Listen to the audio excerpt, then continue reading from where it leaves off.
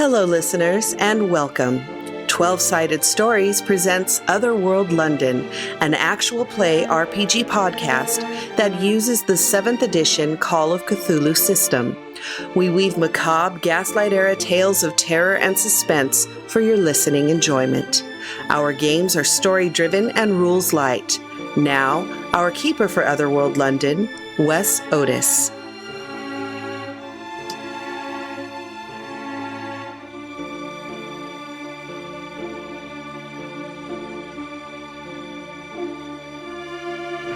Let's jump right in and introduce our players. We'll start with Terry. Hi, I'm Terry Gamble. I'm playing Alize Carew, shopkeeper. Well, not really so much keeping a shop anymore. I do still have it, just not there very often anymore. It exists, though. Yeah. Which is what's important. Thank goodness. Yes. Hi, everyone. Kelsey Osborne, and I will be continuing to play Maggie Cooper. And, you know, she's going to do what she does. Cooper's gonna coop. Cooper's gonna coop. I don't know. Don't think about it too much there, Mac. I can't not think about it though. It's in there now. Go ahead. Thanks, I hate it. Hi, I'm Mac Beauvais. I'm playing Ethel Prendergast, who is not as funny as I apparently am.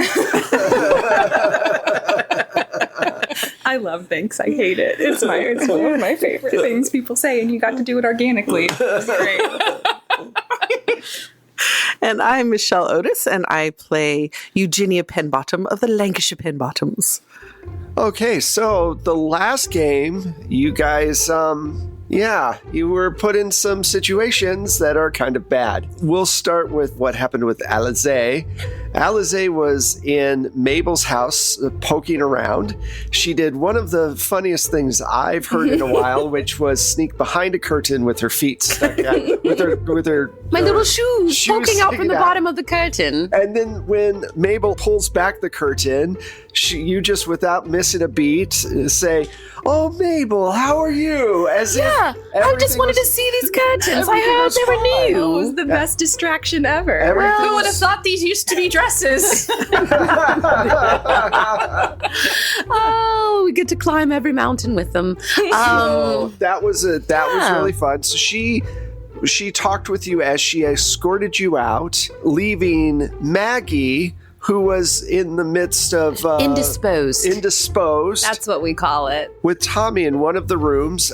You tried, Alize, to yell out to alert her somehow. But unfortunately, you don't think it helped. So you're outside. No, because sometimes when you're very, very close and indisposed with someone, it's very hard to hear. Right. Which brings us to Mac. Ethel was in a carriage riding around London, basically in a circle. You're just hiding on the floor of the carriage. Trying to hide in the carriage, and you have a pendant on, and if you take that, or the amulet, if you take that off, Craggy appears, and he tries to kill you because Frickin' Craggy. He is able to use his energy to affect the real world. So right now, you're trying to figure out what to do. Yeah, I did get the book back, though. You do have the book, yes. Yeah, I think I hid it somewhere.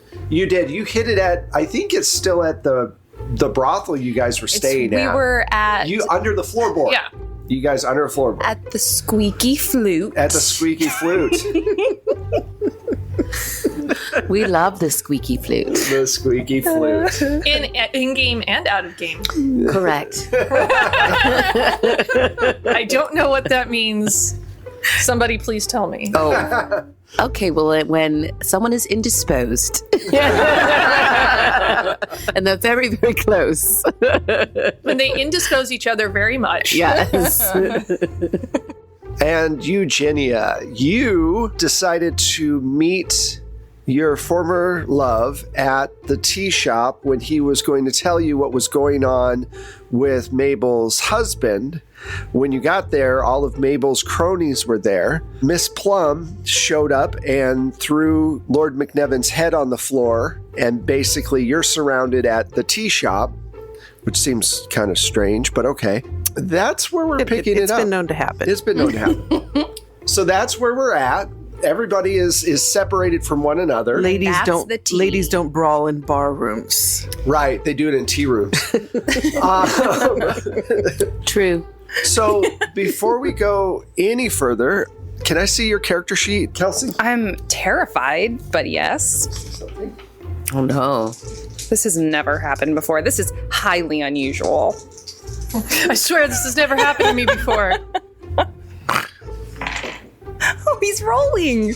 Why? What's happening? Oh, he's gonna do something to you. You know that. He's rolling for Tommy, if you know what I mean. I don't. Please explain. When two people are indisposed again. So there's a squeaky flute. And then there's... There you go. Oh, dear. Alize, you're outside on the sidewalk of Mabel's place. There are these huge trees, lining the walkway. Mm-hmm. And she has just basically escorted you out. And you're not sure what's going on with Maggie. And what do you want to do? I might want to walk down the street a ways. Okay. Just so I can hide and maybe wait for Maggie. Okay. Hopefully she got my scream to get out of the house. Okay. Unsure. After a few minutes, you hear a gunshot, a very loud gunshot. Ethel, you are inside this carriage. You have left the amulet on to keep Craggy from appearing again. What do you want to do?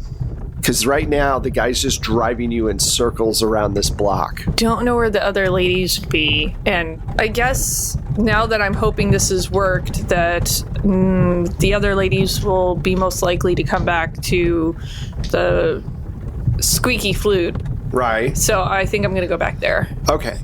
So when you get back to the squeaky flute, you go up into the room, and sitting there on the chair is your father. No. And he goes... Nope. I disagree with this entirely. He goes, if I can find you, then Scotland Yard can find you, dear. What are you doing? Do you want to end up in jail again? It is none of your affair what I am doing. How did you find me? It was not very hard. You kind of stick out, especially in this neighborhood. You know better than to try to stay someplace where you are obviously above everyone else. Well, I really don't care what you think, and you are more than welcome to leave. Well, I am not leaving until we figure out what to do. You are going to end up in jail again. Do you want that? It is none of your business where I end up. I did not ask you to come here. I am trying to help you. Do you want help, or do you want to end up in jail? I do not want your help. Fine, do what you want. And he gets up and he says, but know that if I found you, they're probably going to be here very soon. And then he walks out. Pain in my ass. Eugenia. So on the floor is Lord McNevin's head, and you're surrounded by these women. Your back is up against the door, but there are two of the ladies next to you, or cult members, I guess, with Kate Plum slowly stalking across the floor towards you. What do you want to do? Well, of course, dear. I'm married to a general. I draw my gun. Where is your gun? It's probably in my little wrist bag or something. Let's just do a dex check, and they're going to try to grab you, and we'll see whose dex check is quicker. 17. 14. Seriously? Yeah. That's freaking Otis. Whatever. Whatever. You were seriously robbed. You start reaching for the gun, and the two women next to you grab your arms and push you up against the wall. And Kate Plum comes right up to you. Leaving so soon? And she takes the dagger out that she had stabbed you with, because you can tell from the jeweled handle. Right. And she goes, I'd kill you now, but for some reason, Mabel would like to see you before I do it. So, and she punches you in the face, I don't get a chance to kick? No, they've got you pinned down pretty good. You're in a room full of people. I'm sorry. She punches you in the face and knocks you out, and you take 3 points of hit point damage. He's not sorry. 14. Maggie. Yeah. So you're in the midst of what is shockingly to you actually really good sex. Okay. Good job, Tommy. Yeah, Tommy's actually a lot better than you thought. The problem is Tommy's so good you didn't hear the door open. Oh no! So Tommy's on top of you when the gunshot goes off. Oh no! And it blows his brains out right onto you. Oh no! Blows. Now I get You why. can stop describing it. No. Now I get why some fans say this show might be a little bit too scary. That's awful. No. And Tommy slumps over onto you. Roll sand check for me, please. Well, he died doing what he loved, he did. He didn't die a virgin, at least. God, that's awful. Oh my god. Okay. I rolled an 11 under my whatever I have at this point, 53. You're still going to take a point Sure. because it's That's pretty messed horrific. up. Dramatic. That's really Yeah. disgusting and horrible. And you feel, because your eyes are full of gore, and you can feel the heat off the gun barrel near the side of your head. Okay. And you hear Mabel's voice, and she goes, "Don't move, please. We won't want to have to get rid of your body too. Okay?" Oh, all right, Mabel. Good. Somebody pulls the body off of you, and then you, because you can't see, all you do is you hear a quick whoosh as the gun butt hits you in the head, and you're out. So much brain trauma. Why does Maggie always get hit in the head? I'm really upset about this. I already designed her having scars on her face and her head, and she's just racking up more. Alize, you get back to your bookshop, and you see somebody because it's locked up, but you see somebody inside the bookshop looking at the different books. Oh, great. I don't want to go in there alone, but maybe it's somebody who can help. I don't know why I would think that, but maybe. So, go to the shop. All right, Open the door. You open the door, and it's the satyr, and he's looking at different books on your shelf, and you walk in, and he turns around and he goes, "Oh, I didn't know where to find you. I'm sorry. I just thought I'd wait here until you hopefully showed up." Well, I'm here. What do you need? "Well, my lord had another offer for you, and so I'm here to deliver it, I guess." You know the answer's no, but what is the offer? "Well, right now you have 2 friends who are in great trouble." My friends are always in great trouble, so what is the offer? "The Lord will save them if you agree to be his wife in the Dreamlands during nighttime. So when you're asleep, you will be at his side, and then when you're awake, you'll be here." A foot in both worlds, huh? I wonder That's how the- long that would last. That's the offer. I don't think it could last. So you're saying no? I'm saying no. But I do want your help. Okay. Why should we help you? You've been so stubborn and... It's not about my stubbornness.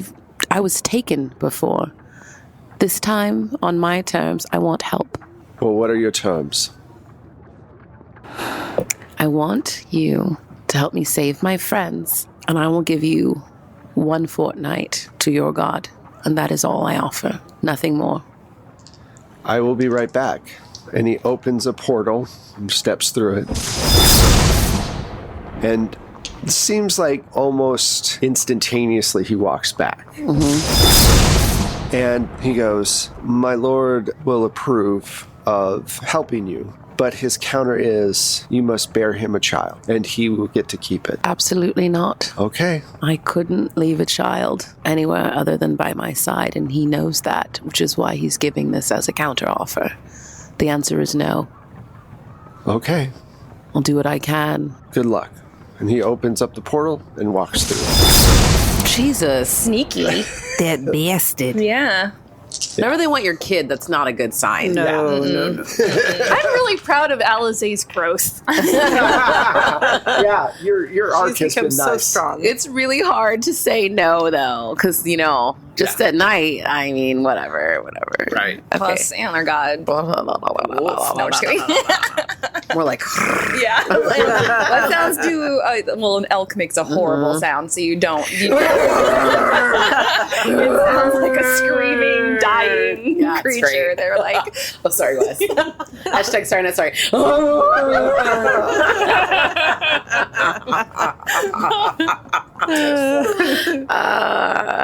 Ethel, right after your dad leaves, what do you want to do? Because you know he's right.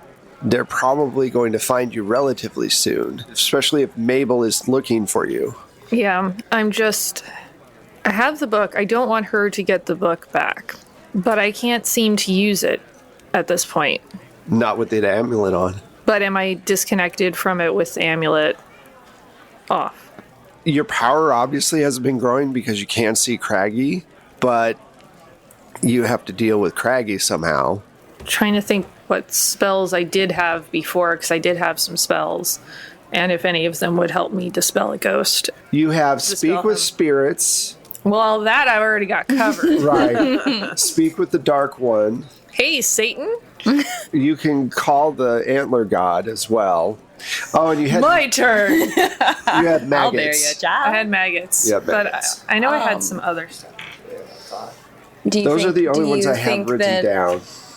Do you think calling the Dark One and being like, hey, I accidentally took this piece of shit from you. You want to come get him? Right. He's ready for you. Unless I can get Craggy back in line. Mm-hmm. And I'm pretty sure Mabel's probably made some sort of deal. And Ethel is nothing if not in vengeance mode right now. She's got nowhere else she can go. Do an idea check for me. 24 under my 60. You remember that the woman in white had appeared several times earlier and had seemed to be connected with the Antler God and somehow connected to Mabel as well. You do have Speak with Spirits. You might be able to conjure her, see what she says, or even make a deal. Yeah. Forgot about the woman in white. That's why there was an idea roll. Yeah. I hadn't, but I wasn't sure if she was still in play. Oh, yeah. No, she actually murdered Lord McNevin's family, driving him to come south to talk to me. So, yeah. Yeah, she's around. she's around. She's around. She gets Okay. around all the way to Scotland. Yeah. Yeesh. Nowhere is safe. But I'm going to have to take off the amulet to try and summon her. And you're going to have to deal with Craggy. So I'm going to have to move real fast and Well- basically be ready to say the spell with it. Is there, Off. can you do a protection circle, like a circle of salt or something like that to keep him from being able to get too close to you? You could do that. You know that you could do that from all the research that you've done. Mm-hmm. You could do a very simple, that's not really even a spell, that's just an occult symbol Sure. on the ground. If I knew how to do that, then I would definitely do Right. that. And yeah, I would definitely try and summon her. Okay. First, let's do the salt symbol. Roll against your occult and let me know what you get. Okay. I got a 38 under my 70. Okay, so you're able to create a salt circle around yourself to protect yourself from Craggy. He won't be able to enter the circle as long as it's not broken. Okay. So you've created your circle now. What do you do? I'm going to take off the amulet and take the book and start reading out of it the spell to summon, speak to the dead. Okay, so Craggy is on the outside of the circle. You're in the center, and he's just going around. Just kind of pacing back and forth. I make a very rude gesture at him. I love it. Thanks. Sorry. He deserves it. Go ahead and roll against your power. It's going to cost you 3 power points, so Okay. 3 magic points. All right. And just give me a roll against your power and let me know what you get.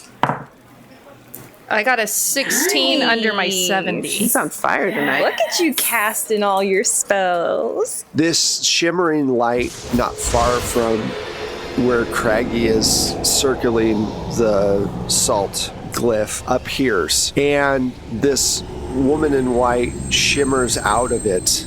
She glows so brightly it hurts to even kind of look over there. Craggy backs up really quickly, kind of to the other side of the room. Obviously, whatever energy she's giving off is something Craggy doesn't want to be around. And she comes straight up to the circle, and she goes, "What do you need?" I'm not entirely sure what I need at this point, aside from the fact that I do have another spirit that is violently attacking me. This one over here, obviously. Yes, he's a bit of a problem. And then she floats across the room and touches Craggy on the forehead, and he blows up into this large ray of light for a second and just fades into nothing. And then she comes back. Ethel gives this just sigh of relief. I have done you a favor. Now I require a favor. What is it that I can do for you? The Sonunos, you know who he is, right? I know him, but we are not exactly acquainted. Well, he is attempting to take over this area, bring back the forest that was once here, and insert himself as the god of the Isles again, the land. That does explain a lot. She goes, but the problem is that I'm the rightful queen. He's trying to usurp my power, and I need him to be stopped. Believe me, that is something that I want very much. Unfortunately, a lot of the power that I had to enact change and to stop the people trying to bring him forward has been sapped from me. Mabel? Yes. She has been quite of annoyance to me as well. She constantly tries to bind me, and her power is growing as she gets more people to join her circle. The more people in the circle, the more power that they wield. I will help you regain some of your power, but you must step outside of that circle. Ethel puts out a foot and just kicks it through the circle, breaking it. I will not harm you. Come forward. And she takes a step forward. I can restore your power, but you have to accept it. I accept. She steps forward and gives you this really deep, long kiss.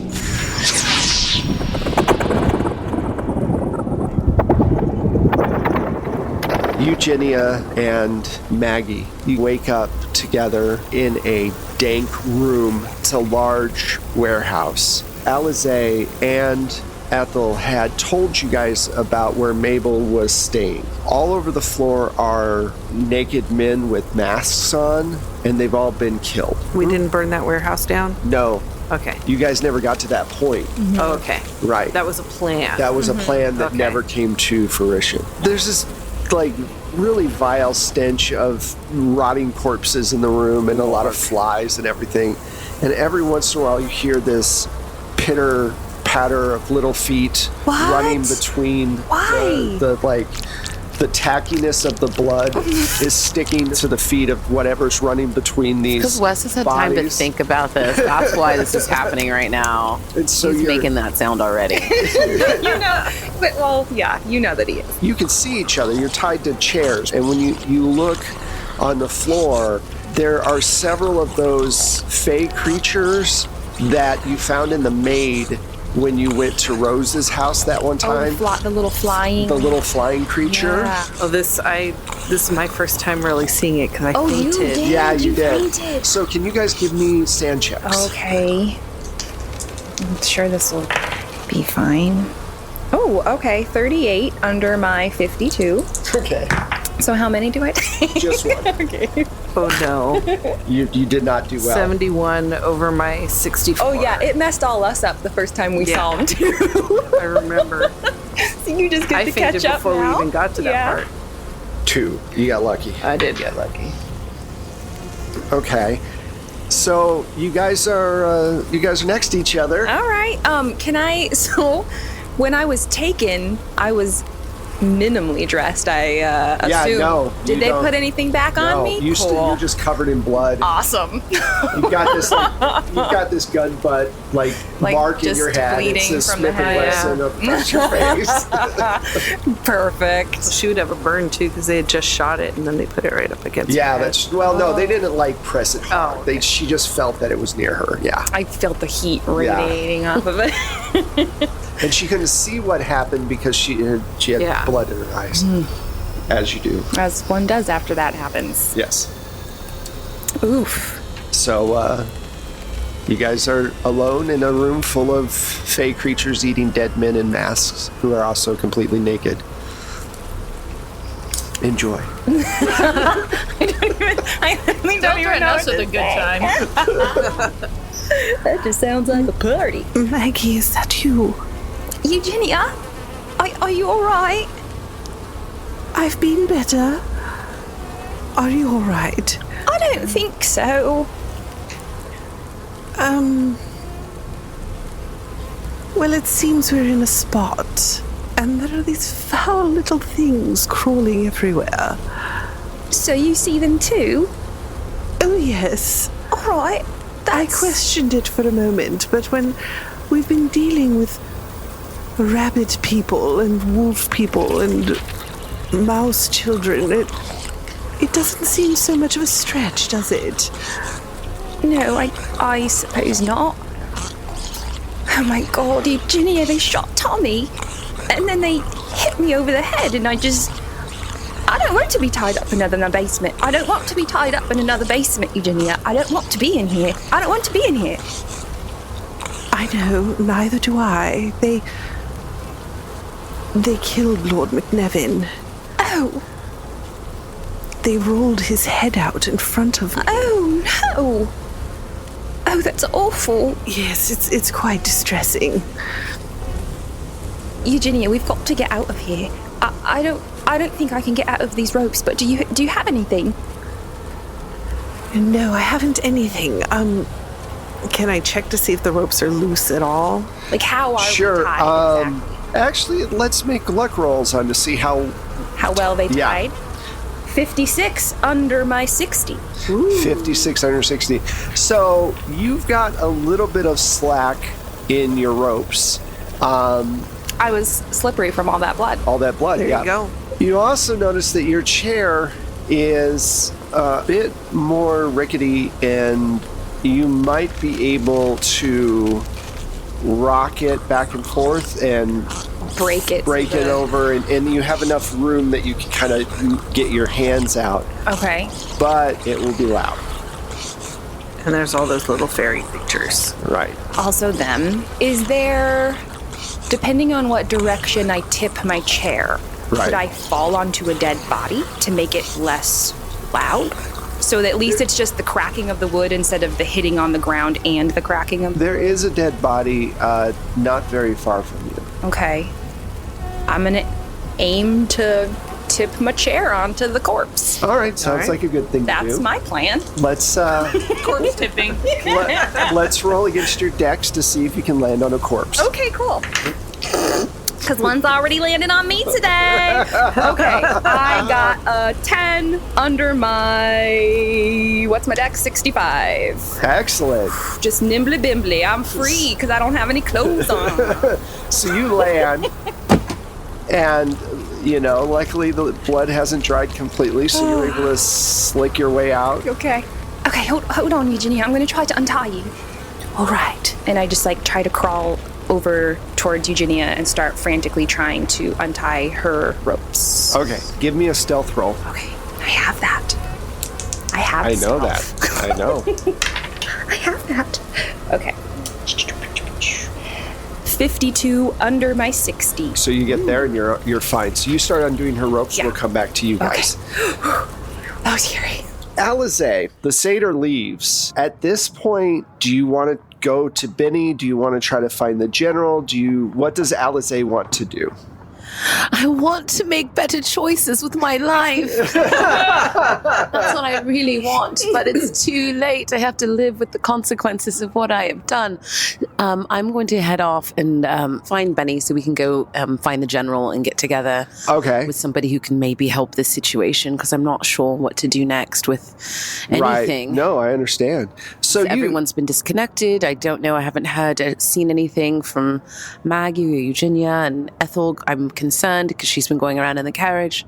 So yeah, and I would imagine the biggest thing, though, is the fact that you know that Maggie's in trouble. Right. Okay.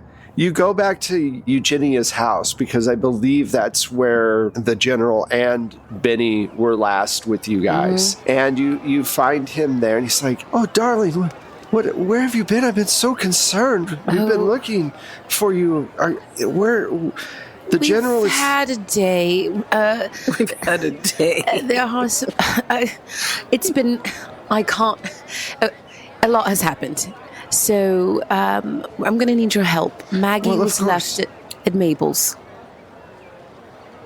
I tried to alert her that we had been discovered. We went... Why would you go into Mabel's? We needed to find some things and find some information. Darling, Maggie went dangerous. to go talk to Tommy. I know. There's been a lot of things I've done that are quite dangerous. But I'm trying to do better and saying no to some danger. Oh, okay. I love you. I love you too, honey. Let's see if we can help my friends. Absolutely. Where is the general? You may need his help as well. He's inside. I'll go get him. And he gets the general and he goes, where do you think, where would we find Mabel? Mabel could be anywhere in the city at this point. There are a few places that she likes, though. She's got a place where she gathers her worshippers. Okay. Or her coven, or whatever you want to call it, her group. Right. I think that might be the best place to look for her first. Oh, okay. I'm also concerned that she might be trying to find our dear friend Ethel. And Ethel could be a few places, but probably someplace that we've been in hiding. Let's go see where Mabel might be first. I feel like that might be the place to go. Of course, love. And he takes your hand, and you guys, the three of you leave. Ethel, after the lady in white kisses you, you suddenly feel this flood of magic come back to you. And she fades out, but you now feel renewed with power again. You don't have on the amulet at this point because you had to take it off to be able to talk with her. So you know that Mabel probably is going to figure out where you are relatively quickly. She may send the cops or she may send her cult. You're not sure which. But what do you want to do at this point? Well, first I want to know if my magic points are filled back up or if there's... Yeah, she fills them back up. Yeah. So that way I can make sure I'm ready to go on that front at least. Right. I'm probably going to sling the necklace back on anyway. Right. Just for extra precaution. I'm afraid to leave the book here, so I'm going to go ahead and take the book with me. Okay. And I think I'd probably go scope out the warehouse, because that's where we were all going to go. Okay. You head over to the warehouse. Around the same time, you see Benny, the general, and Alize showing up. The outside of the warehouse is completely dark because it's later in the day at this point. It looks like it's locked up pretty tight. The general's there with his gun, and Benny goes, okay, well, here we are. What's next? What do we do? I don't know that we can get much of the element of surprise here. And the general says, oh, and then walks up the door and knocks the lock off. That was funny. I was just about to say, ask him if he would do the honor of shooting the lock. Yeah, he doesn't shoot it. He just breaks it off and then swings open the door. Maggie, you've untied Eugenia, and you're standing on the other side of the warehouse. And when the general kicks open the door, suddenly all of these small heads pop up all over the room and look towards the door. And you guys are just kind of standing there watching this. It's like seeing a bunch of cats. Little meerkats. Hear a can open and it's all their heads pop up. And they just start to chitter as they're kind of, that weird laugh they did. Is there anything I may have read in my occult readings about the Fae and about calming them down or about... They don't like iron. They're not fans of salt, but a lot of the stuff you don't have right this second because they kind of stripped you of everything. I mean, you still have your dress on and everything. Do they like any music or anything? Yeah, I was going to say like a song or something. I'm sure some songs would annoy them greatly. Make an occult roll to see if you would remember one. I remember nothing. Okay. As I know we haven't been conscious in this room for very long, but they hadn't seemed to really care about me and Eugenia, right? Not really. You even when I fell and you kind didn't of make enough noise to really cause them to notice you much. And then I was stealthy, so it's maybe that they just didn't really notice us. And that's why I had you do the rolls. Okay. Plus they have a lot of other stuff to eat right now. They're kind of have a smorgasbord. Do I notice any iron around? Any old pitchforks or anything, wrenches or... Not really, no. Spanners. Unfortunately, no. Alize and Ethel, he opens the door. You see there's a little light from the dim lights on the street that kind of floods in. You don't see Eugenia or Maggie, but you do see these glowing greenish eyes of these small creatures, and they start to buzz as they get up and fly towards you guys. I've got some iron. It's called shooting them with my gun. Okay. Give me a shot. I'm gonna wait for one that seems like it's coming close, and Ethel's just gonna pull out her gun, straight out, level it at him, trying to shoot. And does not do it. Damn it, 65 over my 59. Can I push it? Not combat rolls, no. The general's gonna squeeze off a shot. Yeah, he hits because he's using a shotgun. He hits a few of them. So at that point, Maggie and Eugenia, you hear gunshots going off by the door. If you want to, you can try to escape out the back, or you can wait and see what happens. Do we hear voices at all where we would know who it is? No, they open the door, you don't know who it is. So we just know the door opened and we hear gunfire. Right. We'd probably run for the back, especially if the gunfire is coming towards us. Yeah. Okay. So, Alize, you have a gun as well. Are you firing? Sure, why not? Okay. I couldn't remember if I did. Yeah, the general got us all trained up. We all armed.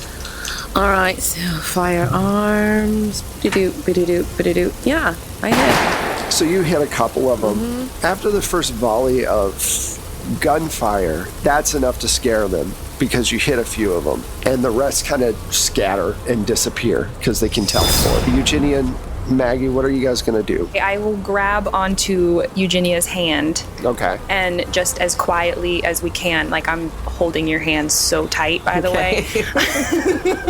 Right. I will not lose Eugenia in this dark warehouse. Oh, she doesn't lose anything again. No, I can't.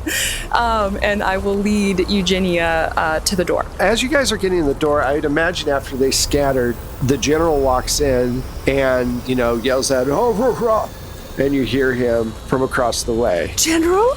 Oh, my darling. We're here. He meets you halfway across the room. The rest of you kind of are looking around. Benny goes, why are there so many men in here with masks on and... Oh, darling, there's a lot to explain. I said, I will get you caught up real quick. They're all naked. Yes. Speaking of naked, perhaps one of you gentlemen could loan a coat. Oh, of course. And Thank you. I appreciate it. It was getting a bit drafty. Thank you. Benny's all keep it. You're all covered in blood. Covered in gore. I got a bit of brain in my head. A lot of it. Okay, so you guys are in this room.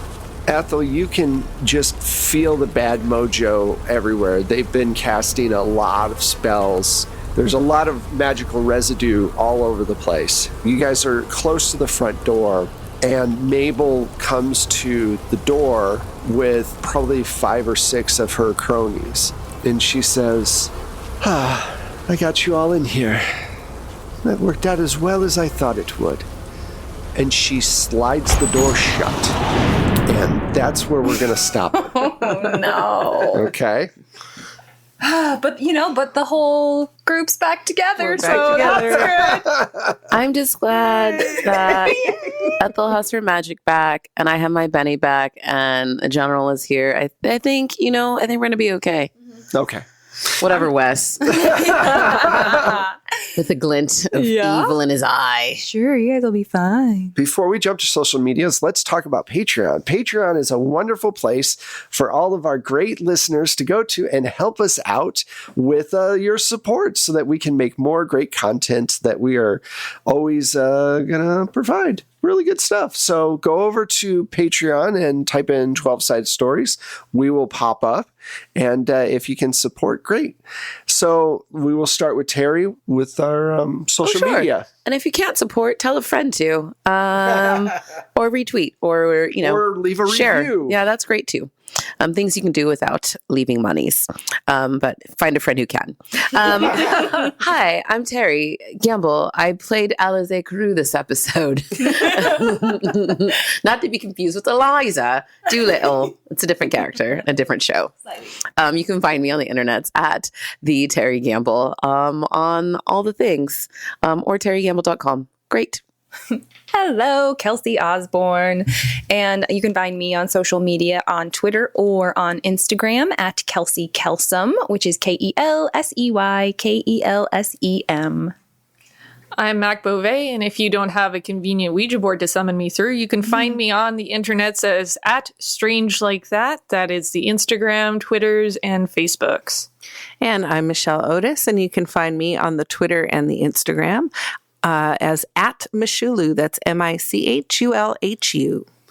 And I am Wes Otis. You can find me at Plate Mail Games. You can also find the sound effects you hear and put them into your own game on either Battle Bards under Plate Mail Games or at Drive-Thru RPG under Plate Mail Games. Thank you guys so much for listening. We really appreciate it, and we will see you next time. Bye.